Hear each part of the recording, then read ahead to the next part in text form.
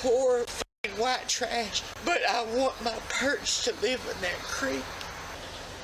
I'm here today to discuss diets. I'm not a doctor. I'm not a nutritionist. I'm not a dentist. I'm not a lawyer. I'm not a cop. I'm not a scientist. I'm not even that knowledgeable. But I, like a lot of people, have spent periods of time operating under different modes of ethics and philosophy. And I have been a carnivore. I've been a vegetarian. I don't know what the diet is where you eat like a complete but I've done that, a lot of that actually. I'm here basically to tell you, or at least to advise, a mostly carnivore diet. Doesn't have to be perfect. Every little bit helps is the way to think about it, but it's helped me a lot. And if you are a vegetarian, which I was for roughly 5 years or so, I hope you're doing well, and I hope you're,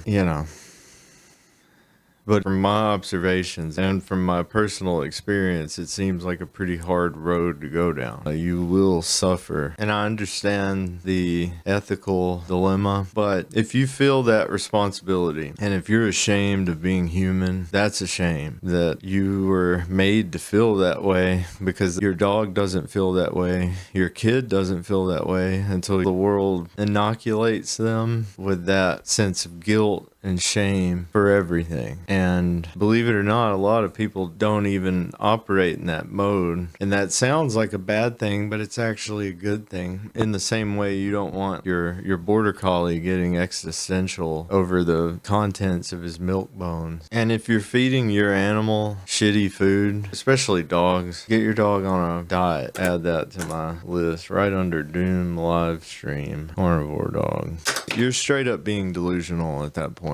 If you think your dog shouldn't have meat, you're killing your animal. And if you're doing this out of a sense of like you're trying to alleviate the world of as much suffering as possible, I can assure you, you're doing a million times more damage. If you're young or if you're old, it doesn't matter. And people are hitting you with that, or you're hitting yourself with that. Stop. Industrialized farming Completely destroys ecosystems to grow a ton of worthless mutant plants that you have to spray with chemical fertilizer, pesticides, fungicides. So not only did you kill everything that lived here, which was a whole shitload of stuff, a whole ton of different kind of bugs and critters, and now it's tilled soil that's depleting year after year. So you have to spray it with these chemicals because there's nothing living there. There's no trees, there's no nothing. And that's sad. When I drive by a field, I am way more sad about that. And then it seems like there are a ton of welfare money that goes out for these farmers to even not grow things sometimes, but to grow soybeans or corn or whatever. I mean, we were making ethanol out of it, the early aughts, corn syrup, which is killing you. If you take one thing from this video, is to be vigilant to not consume sugars. If you can do that, you will feel better. But ultimately, I would work my way towards a mostly carnivore diet, especially if you're dealing with autoimmune disorders, old injury, pains that never go away, which is what I dealt with. It went away. Like, I changed my diet. And if you do fail at something, like, oh well, just start over. If you mess up, it's fine. I mess up all the time. I did the carnivore diet for 28 days. The first time I really successfully pulled it off. And I remember I wanted sugar so bad. And that's another thing that people don't talk about with sugar, is how addictive it is. It is. Like, people are junkies. This whole country is a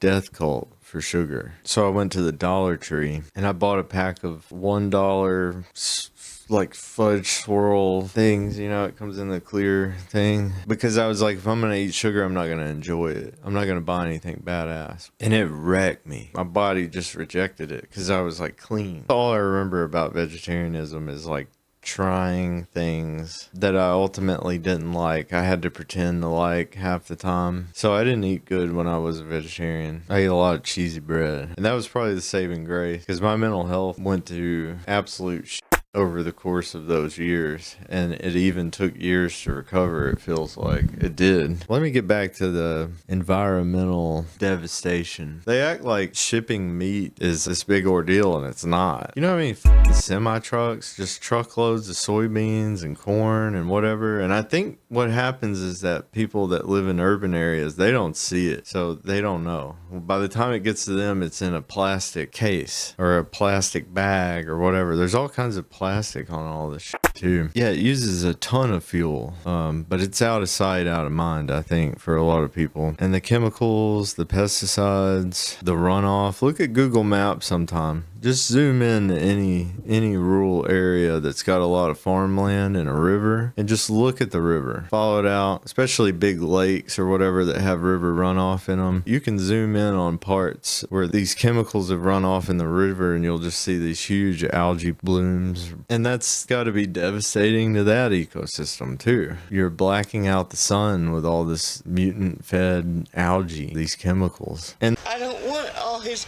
damn chemicals killing Lake Greason. I want to catch perch. the use of chemicals, most of these nutrients are synthetic. So the shit that you think you're getting in your food that in theory is supposed to be there, it's not. And if it is, it's synthetic. And there's so many anti-nutrients in most vegetables that you're not even going to absorb them anyway. The 10 servings of bullshit that you have to eat, it's devastating to the environment. I understand the ethical viewpoint. These systems can be improved, but the slaughter of cattle or the culling or whatever, or in the pandemic, they culled, I don't remember how many millions. Ultimately, that ethical argument is that those animals are better off not existing, but their life isn't suffer. Well, there's differences in farming practices. The sort of factory production of cattle is that some of this wonderful corn that we've leveled the forest for, they're fed mostly that. There's like several different types of corn that's grown. There's a corn for you, and then there's the corn for industrial oil or whatever, corn syrup or ethanol, and then there's the feed corn or animals. But these cows get sick. You know, these chickens get sick. They get fed this stuff. They're not healthy. They constantly need antibiotics. You can tell a huge difference between store-bought factory farm egg with this kind of butter colored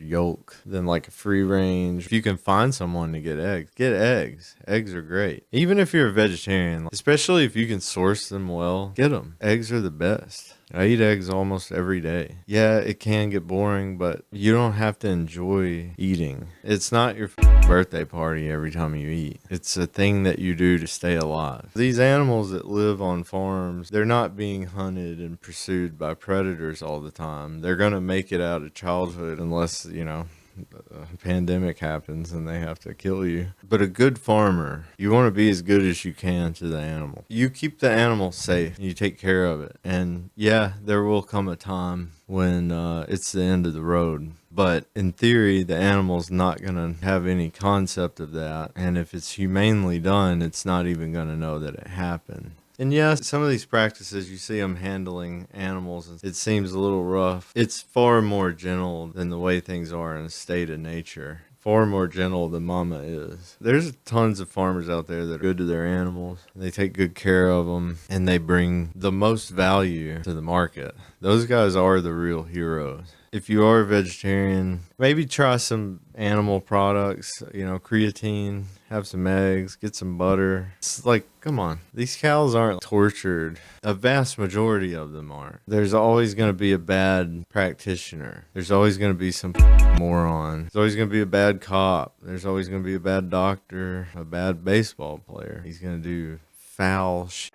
But if you're doing it for a philosophical, ethical reasoning, I admire your principles, and that's where I was coming from. But sacrificing your health to feel miserable and guilty about the way things are and the way things have been is not really going to be effective at all. I don't think it's anything that you're responsible for. I don't think it's a good idea to nutritionally crucify yourself. And even if you are going to be vegan or whatever, at least be like pragmatic about it. The world's not going to stop for you, no matter what you think about anything. It is what it is. But yeah, nutritionally crucifying yourself is going to be a net negative for the world. and for you, certainly. Do what's best for you. But if you do it or if you've done it, let me know. I love watching like diet success videos. Also, if you are interested in this, you should look up oxalates. Look up a lady, Sally K. Norton. Regardless of your diet, you should at least know about oxalates, because they're in a lot of foods, especially if you are a vegetarian, you're eating like baby spinach salads or spinach, tons of oxalates in them. Peanuts, peanut butter, sugar, I think, all plant food. The tea that they make here in the South, tons of oxalates in it. But oxalates, they bind to calcium. They bind to all kinds of things, I think. But they basically form these little crystals in your body that'll form around like old injuries, which is why the diet caused me a lot of pain. The normal standard American diet, the SAD diet. Odds are, if you've been real fast and loose with your diet and you haven't really thought about it, you're probably eating something with oxalates in it. So if you have some kind of pain or kidney stones or any kind of stones anywhere, it's probably because of that. Those also, I believe, are the things that, the breast crystals, those are oxalates. Everybody's like, kidney stones are calcium. No, I mean, but it's calcium oxalate. It's bound to an oxalate. But that calcium wouldn't be there if it wasn't forming this little salt in your body. They just wreak havoc. Look up Sally K. Norton. Watch some of her stuff. She's the one that I learned it from. It was very valuable. So that's that. I may make another one of these. Do I look like I'm making anything up?